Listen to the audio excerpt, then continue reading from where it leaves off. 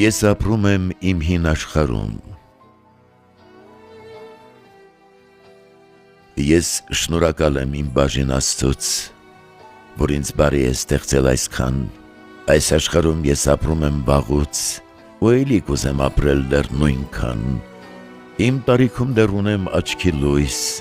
լավ տեսնում եմ ու լավ էլ տարբերում այն մարդկանց, որոնք ապրում են անհույս, նաև այն մարդկանց, որ ճոխ են ապրում։ Գիտեմ շատերին, որ լավ մարդիկ են,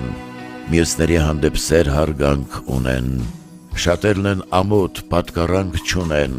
իրար հայոյում նաև ատում են, հետո ասում են, թե առաջ վատ էր, կյանքը տխուր էր ու ընդհանրական, ամեն ժամանակ իր վատ կողմն ուներ, հիմա էլ շահն է, շահը անձնական։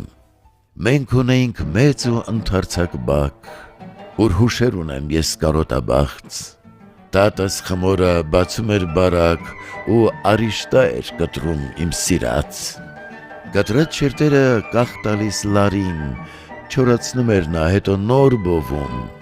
բավարարում էր մեզ ամբողջ տարին, որն էլ շատ համեղ փլավ էր դառնում, մինչ ընկույզն էինք ջարդում ու շարում, քաղցր շփոթներ եռում օջախին, տաք շարոցները խնամքով կախում ու հյուրասիրում անցնող դարձողին։ Առավոտ կանուխ թոնիրը վառում, մայրս փրփրուն լավաշ էր թխում, տաք ոգոնով էր ջմուր պատրաստում, թոնրի շուրջն էինք հավաքվում, ուտում,